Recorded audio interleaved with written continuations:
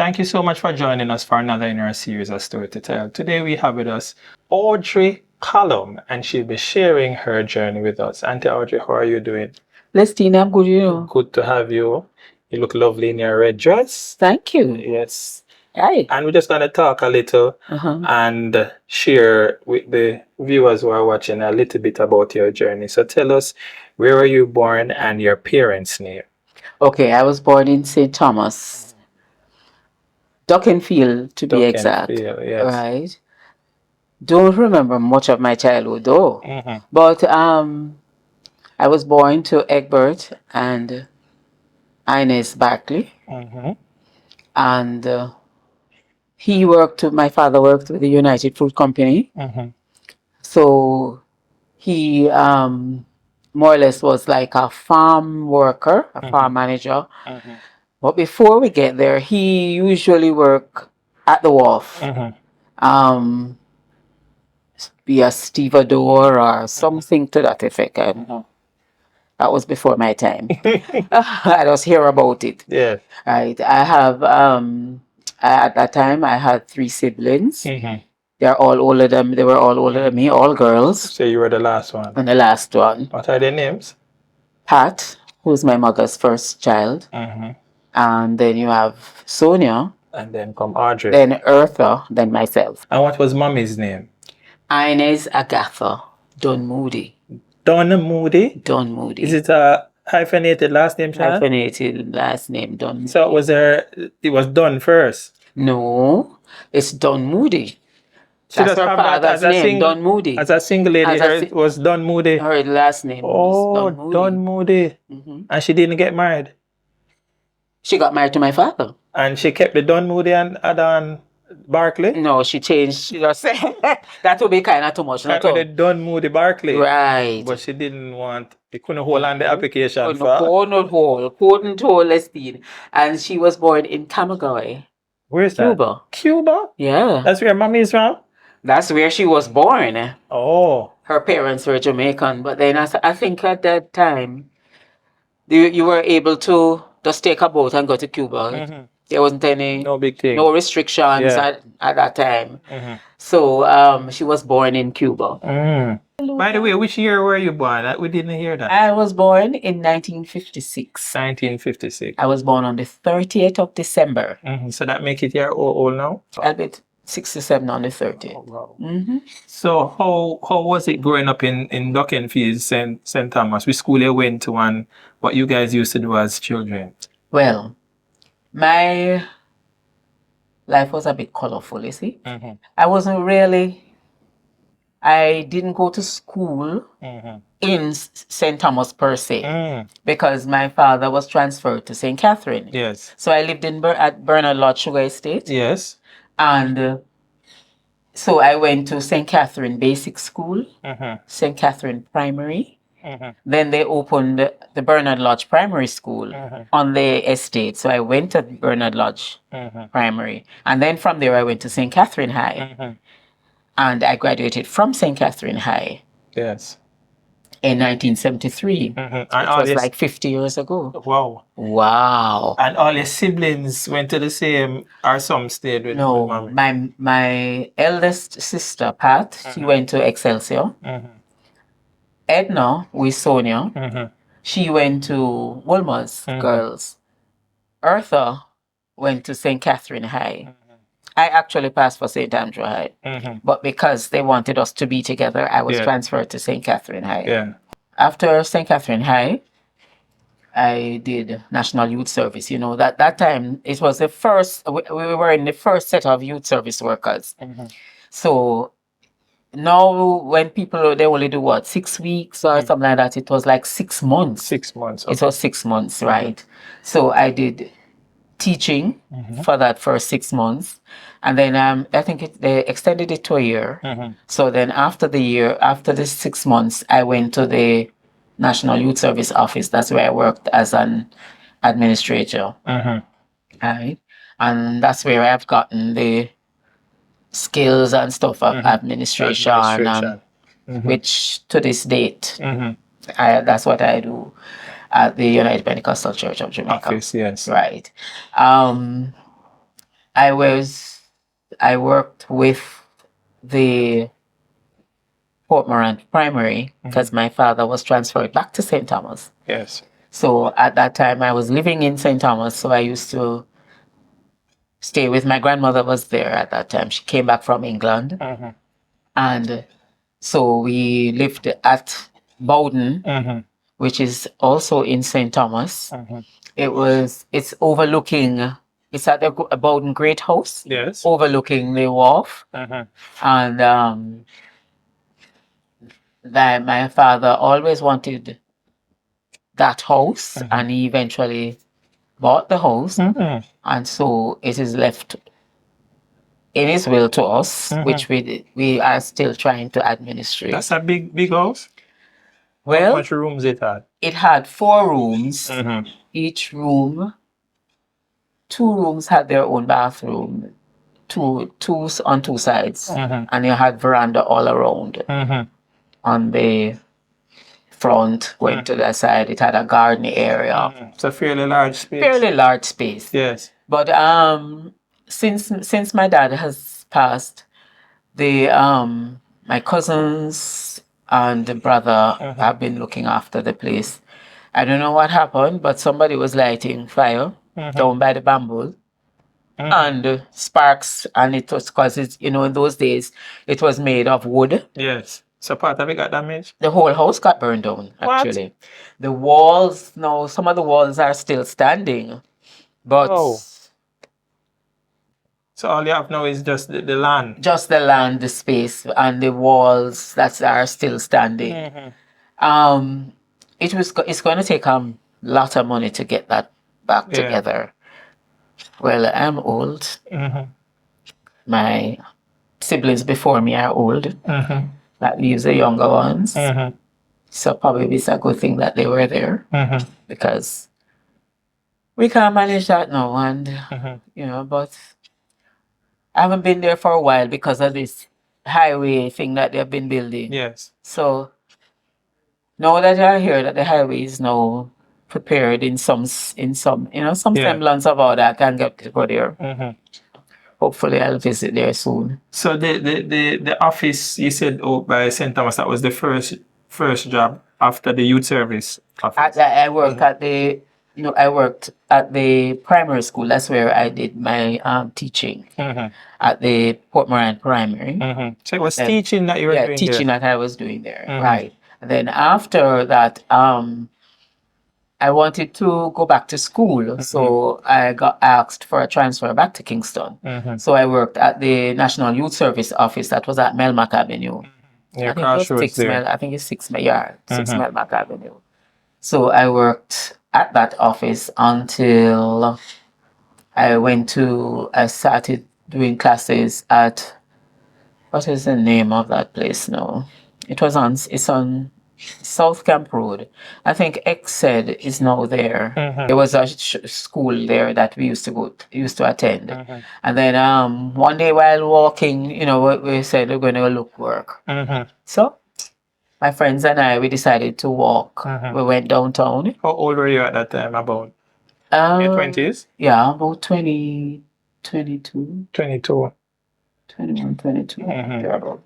And you went downtown? Went downtown. So we were on Duke Street. Yes. And we decided to go into Royal Bank. We just going to look work.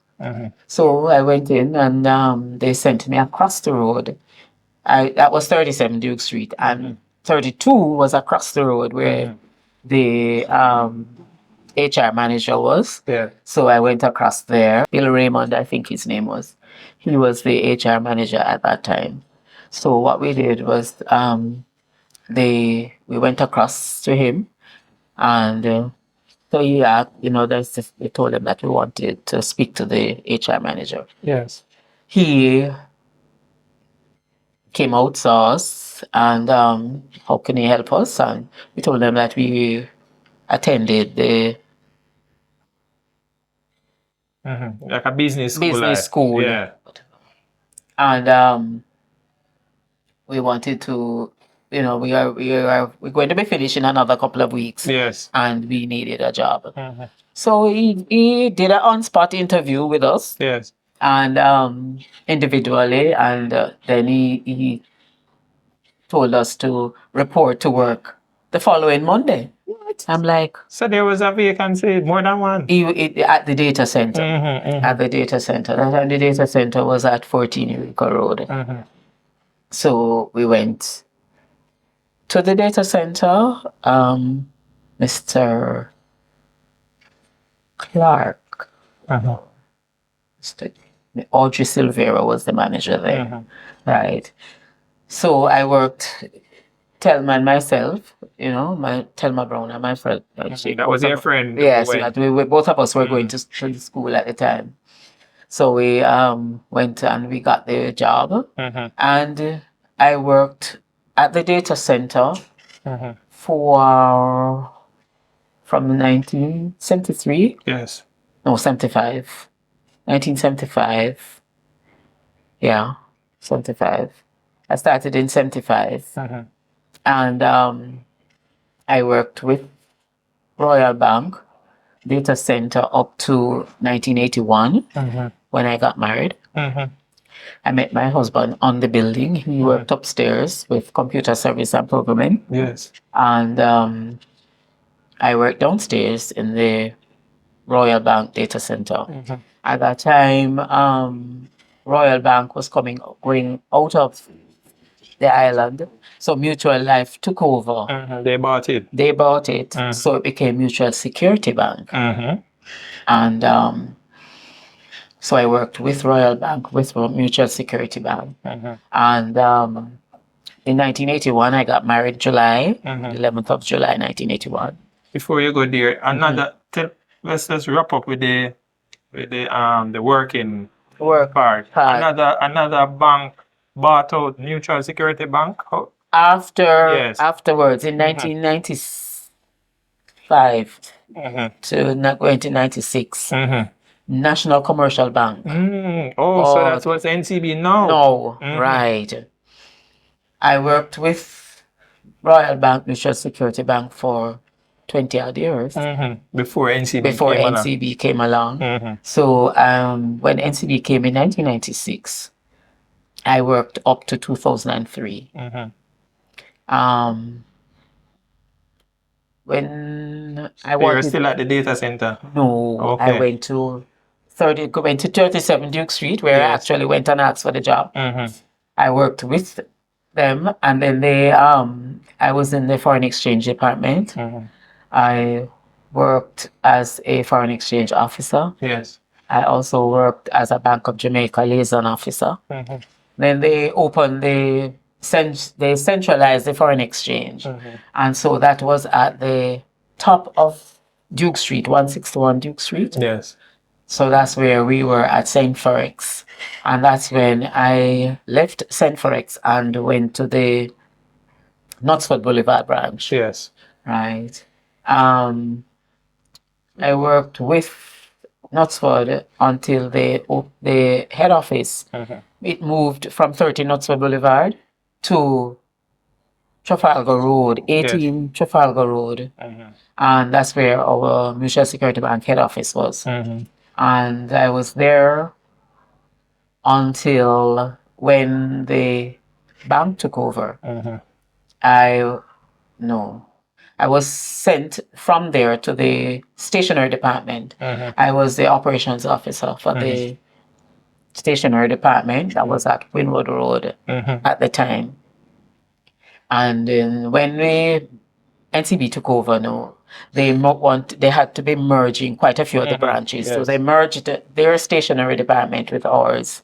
So I moved to Newport West. Yes. That's where the NCB stationery depot was. So I understudied Mrs. What was this lady's name? No, I don't remember her name. That's okay. He was leaving. She was going to retire. So I took over as the operations person for the stationery depot. I was in charge of them. And so I was in charge of probably about 8 or 9 staff members. When the stationery depot I was transferred to the atrium.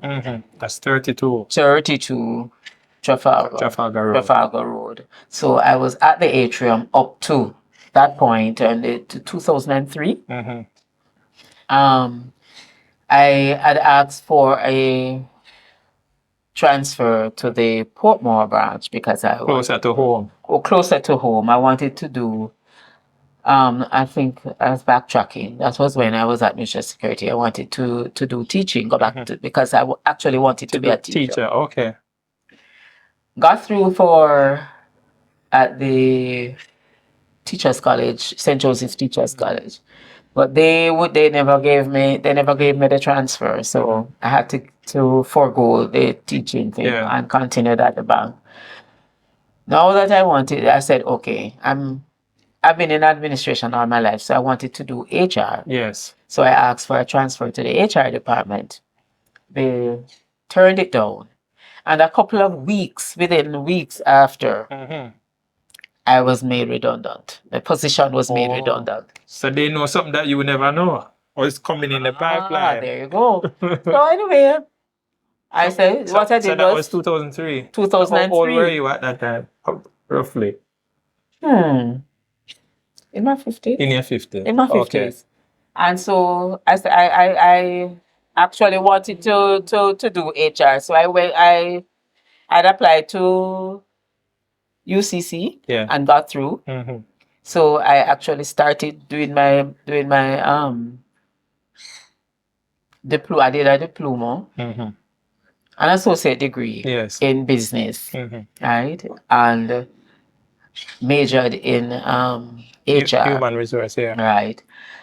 So I have an ASC in business, and right, and so when I got redundant, the money from the redundancy used to pay for the schooling. Paid for the schooling. Yes. Buy a new computer. Yes. Pay off my mortgage. Yes. And was living the life of the idlers. So it kind of fit in a way, even though you were a little disappointed. I was disappointed. Yes. But the Lord has a way of doing some things that sometimes you don't understand it. Yes. Yeah. So, well. You said it paid off your mortgage. This is the house. This is the house. This is Independence City. Independence City. Yeah. Tell us how you got this house now. When I was at the bank, I one year, a lot of loans are being given now. They're trying to make people happy. So, they open up the loan, man, and I was going to ask, and my HR manager said, loans are open now, you don't want a loan. So I called Gillan right away and I said, Gillan, loan open, house, what happened? So we started looking house one Sunday. So where were you living at the time? I was living at Tavenor Drive, right behind the Golden Dragon. That apartment behind Golden Dragon. Yes. I was living in that apartment. Now the gentleman who owned it, he wanted to sell it, but then our salary at that time couldn't manage it. So we wanted to look for something more within our range. Because he gave us first preference, but I love the place. If I could go back there, I would go back there, But so we started looking houses. We went as far as Harborview. We went to where else we went? I think we went to Vineyard Town, and we came over here. We came to Passage Fort, because Independence City is the first. First scheme in Portmore? In Portmore, one of the first schemes in Portmore, right. So when we came, we went to look for one somewhere around Antonia Drive, but then we came here. Yes. And when we came and saw the house, there was this gentleman that was living here, Michael Miller. Now, funny enough, Michael Miller attended Pentecostal Tabernacle. I didn't know that. I was a Catholic then. I wasn't knew anything about Pentecostal. So when we came, he more or less did a pretty interview because they were migrating or they were buying another house, and they wanted to sell it. And funny, he took a liking to us, and So he made us the offer. He told us make an offer. We told him what we could afford, and he took the offer. And we never had a lawyer. And he Yes. said, "You can use my lawyer." So the same lawyer did the same the thing for us. And went back to the loans officer, told her what this is. And by the time we got through for the loan and everything went through, and we started. He said we didn't have, we got they had the deposit. We gave him the deposit, and he said just you just use the deposit as the, how was it go? Whatever it was. But at that time, Lestine, it was a steal. Yes. Yeah. And so we came over. While I was at there, I met Marcia Chen. At I met her from when I was at Mutual Security, and Marcia invited me to church. Yes, so that was how you started. That was 1984. But you were going to a Catholic church before? Catholic church How before. come your parents were Catholic? Or? St. Catherine High is Catholic. Oh. And the influence of the From your young. from I was young, because I went to basic, primary, and high school, Catholic. So You used to go religiously every week? to church? Yes. Yeah, man. Which one of them you used to go to? The Saint Joseph's Catholic on Whitechurch Street, That's in Spanish Town. Spanish Town, because we lived at the Sugar Estate at that time. Yeah, Bernard Lodge, right. yes. So I had all of that in my that background, and the principal, Sister Mary Pascal, she was one of my mentors. I admired her, Yes. and I wanted to become a nun. Look at that. Yeah.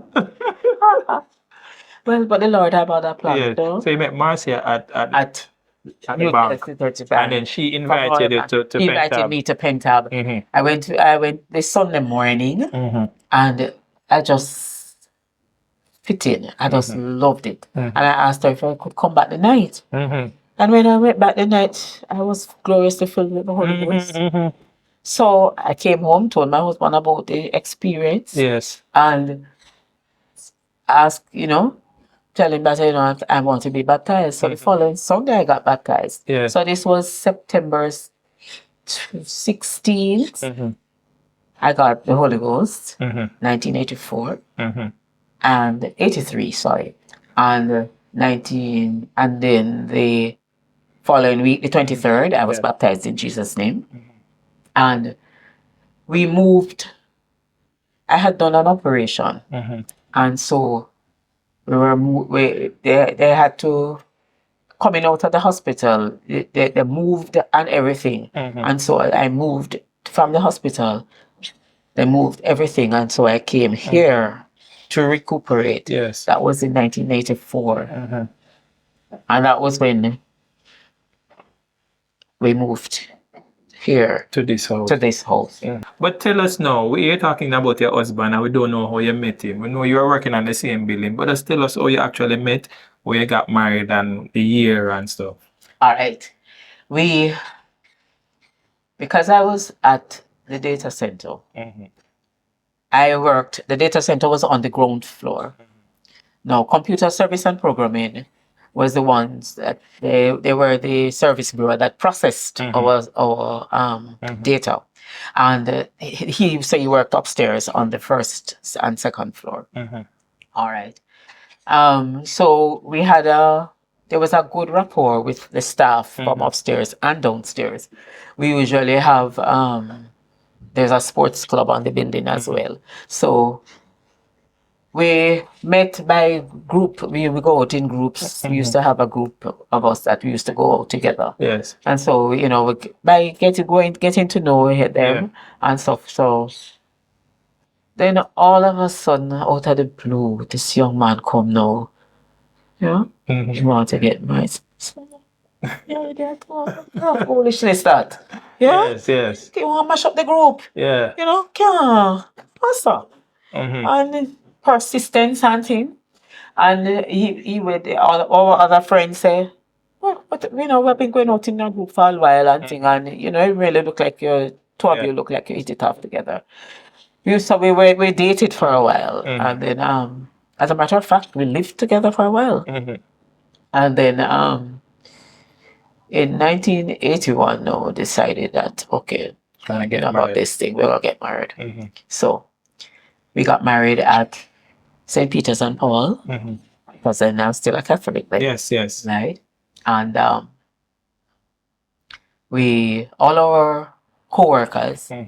He was the captain for the cricket team. It was football Involved heavily in in every sports. sport. So all of the cricket team played a part in the wedding. Who was an usher? Was groomsmen who wasn't they were at the reception. They were ushers and they served co-workers. One of our co-workers is Chinese, so he cooked. His wife and Is Chinese food him cook? oh yes. And actually our reception was at the Courtly. Now the Courtly was on Trafalgar Road at that time, almost across from the atrium. Yes. And they were they had gone out of business and they were going back. So ours was the first wedding that they had. Yes. So you know we had concessions and stuff like that. We got things, and so the reception was held there. I have a gift in there that they gave us it was like a show front kind of thing, and everything in there were gifts for our wedding. So that was which year? 1981. 1981. 81. And you guys have been married since And so we have much been years married. now? So this year has been 42 years. 42 years. So did you guys have any children? No. Okay. Not biologically. Yes. But our quiver full. Okay. We have a lot of children. Church, nieces, nephews, the whole works. And I remember one of my first adoption is Nathan. You know Nathan? Nathan Thomas? Nathan Thomas. Yeah, I didn't know that. Nathan never even knew me. But we adopted Nathan. Nathan was a sickly child. And every Sunday I go and say, pray for Nathan. I tell Gillan, pray for Nathan. And till eventually, when he came, he got to know who Nathan was. So we adopted Nathan before Nathan even knew us. And so much so now that Nathan's mother said, Nathan, your parents then. Yeah. You understand? I have no regrets. I enjoyed my marriage. I used to, when I just got saved, Gillan used to be gamble, smoke, drink. So I remember once I was at home and Gillan and his friend them have this horse. Me don't know how. Me don't know, but one day the groom this man come with the horse and ask for him. So I say he's not here, I'm gone out with him friends and so. The man proceed to open the gate, come in, tie the house on the grill and gone. Oh, dropping him off head. Tie the house on the grill and left and me inside, so me a prisoner in my own house. Yes, I can't come out because I'm afraid that it's a horse. Although I love horses, because I used to go to the racetrack with my father every Saturday. The colors and the horses and the colors of the jockeys and the excitement and so I love the racetrack. So, when I used to go with Gillan sometimes, it wasn't new to me. But then when Gillan come home now, him find it so funny. Yes. And I'm like, not a little remorse, no nothing. Yes. Him just make a call and then just, and then that time the horse pull himself now and start eating on the lawn and I'm inside can't come out of my own house. But still, 12 years after I got the Holy Ghost and was baptized, pray for my husband daily. When we start saying, no, look here. When we press in the clothes, we pray over the clothes then. When we wash the clothes, then we pray over the clothes then. Some said, Mr. God. We had home meetings. Yes. And one Saturday,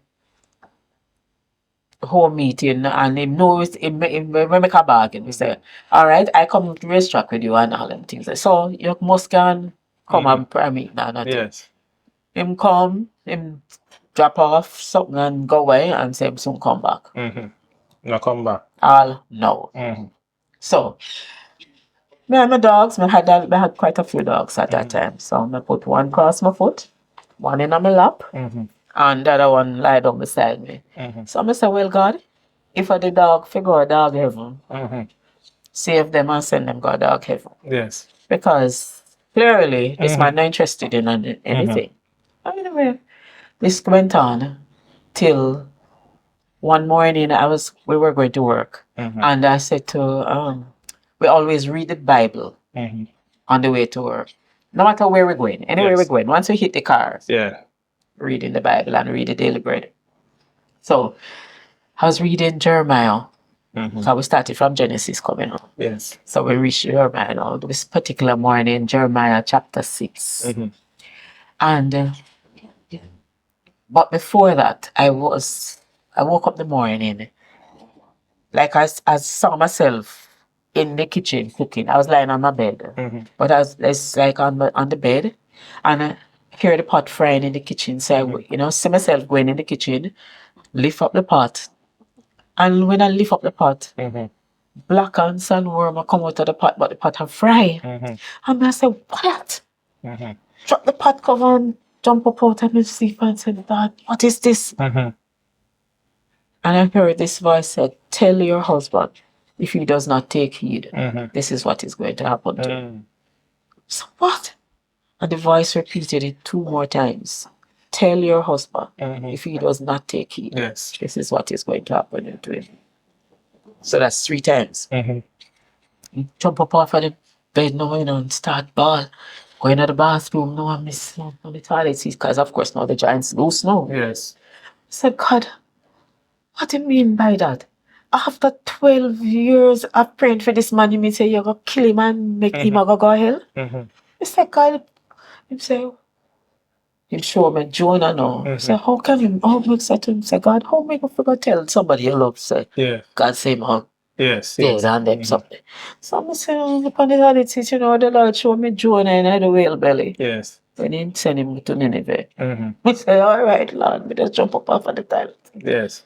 Go back into the room now and try to get Gillan attention. Because I'm still asleep all night, know what going on. So I start bawling loud now, to get him attention. Then he wake up and him saying, Audrey, what happened to you? And I tell him exactly what, give him the message, and I say, what it is. All him do, I pat my hand, so. My grandmother said, not even cafe. Him say. So, me in my mind now, I said, God, is this for real? Yes. Oh, you never open the mouth and not say nothing. Anyway, get ready. In the car going to work now, and almost on Trafalgar Road now. Scripture. I have woken up my servant early in the morning, and you have not hearkened. So, Gillan, you hear that? And further down in the scripture, it mentioned it again. Yes.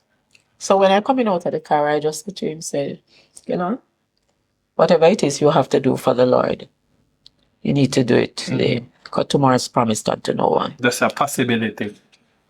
Tomorrow is promised unto no one.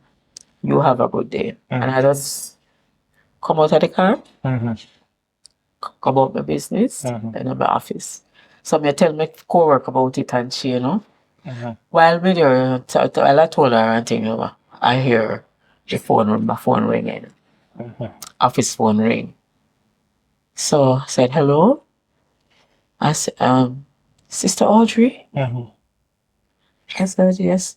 It's Pastor Stuart? He said, yes, Sister Audrey. Are you expecting anything good to happen to you today? I said, what do you mean? He said, answer me.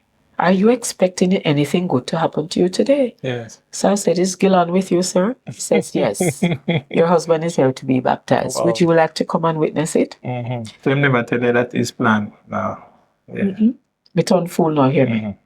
It's not me drive. I don't have my car. I don't have pure foolishness. So I said, hold on a minute, and I run but to Rosie. I said, Rosie, you wouldn't believe her. my pastor asked him if me expect anything good to happen to her. Me there after that the nightmare where you have not Yes. that thing good can come. Me say, well, him say, Gillan is down there to be baptized and he want to know if me want to witness it. So he said, well, what you telling me? You tell him yes. So me say, me tell him, say, me not drive here. Then he that me not drive, me reach out, me You not can't carry carry me. yes. So she take over everything and she tell him and say, I tell him, I'll tell him, say, okay, I'll wait on you.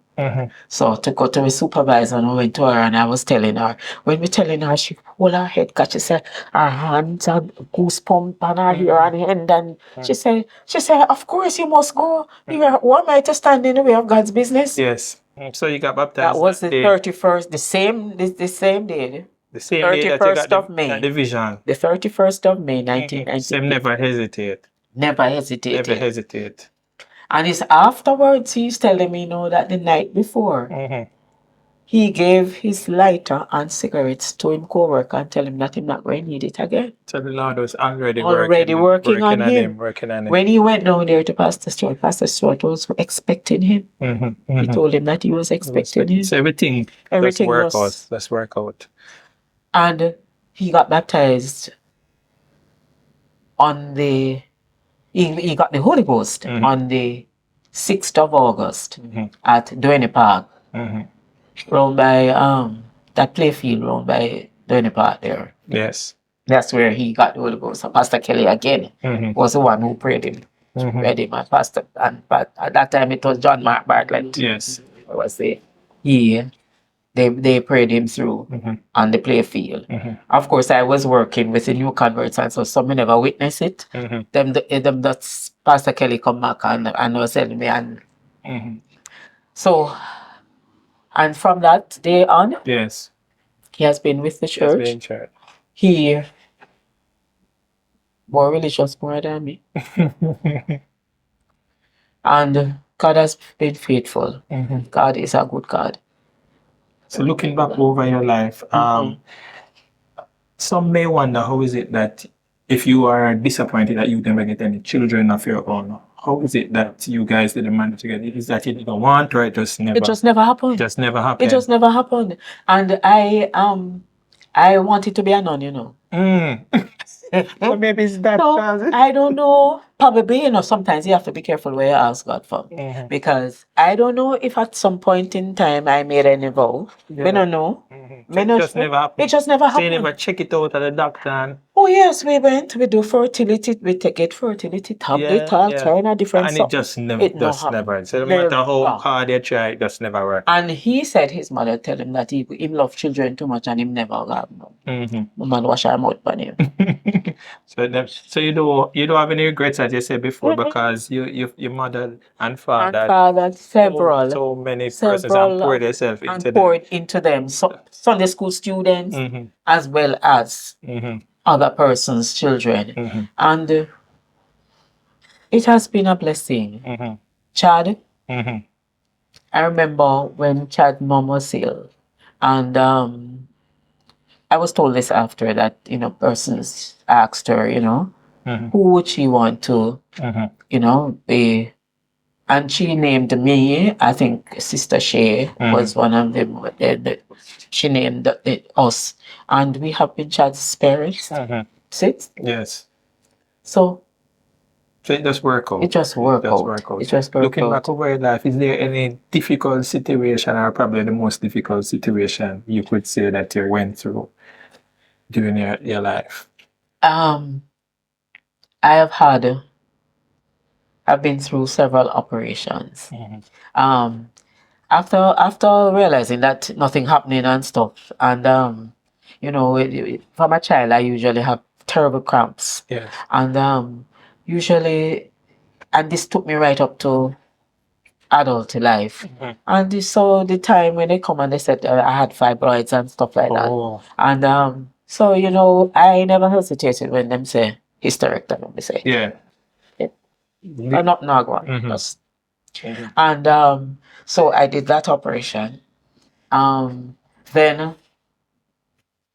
I did several DNCs leading up to that. And then in last year January, it was earlier in the year, to 2022, 21, 2022, the food, when I eat it, wasn't going down, and it kept blocking.